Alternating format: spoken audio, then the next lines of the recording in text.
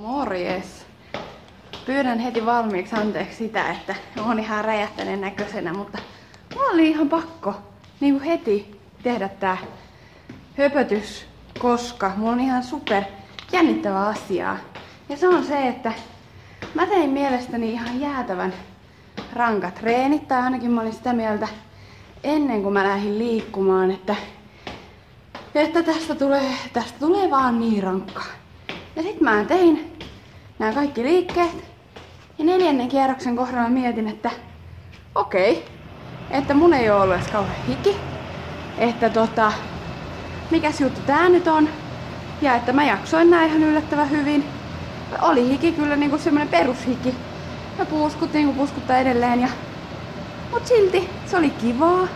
Mä jaksoin ne. Vinkkinä mä tein silleen, että kun mulla oli tässä nyt tämmönen, tämmönen, että oli osa liikkeestä 3 kierrosta ja osa 4. Ja oli vatsalihaksia, punnerruksia, crunchies, eli näitä rutistuksia, sivulankkua, sivuaskelkyykkyä, yläpunnerrusta vai miksi rinnalle vetoa ja kyykkyä ja painonnostoa ylös, vuorikiipeiliä, lankkua, kyykkyhyppyä, polvennostoa, purpeeta ja sitten vielä noita perus vatsaliikkeitä, missä jalkoja heilutellaan joka suuntaan. Niin mä tein silleensä, että mä aina niinku pätkin tän.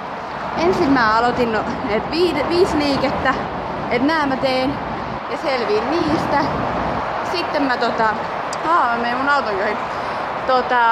Tein silleen, että nyt seuraavat 3 liikettä ja selviin niistä. Ja sitten seuraavat 3 liikettä selviin niistä ja sitten vielä 2. Ja kun mä selviin niistä, niin tää kierros on ohi. Ja mä tein aina sellaisessa pätkissä. Niin se meni yllättävän helposti. Sitten mä olin, että mitä sitten että nää reenit loppuja sillä lailla. Ei mitään. Tätä mä tuun käyttää myöhemminkin ja toivotaan ensi kerralla mä en ehkä näytä näin räjähtäneeltä, mutta antakaa anteeksi. Suoraa treeneistä. Hauskaa ja ihanaa ja valosaa ja piirteitä päivää ja viikkoa koko poppoalle. Moi moi!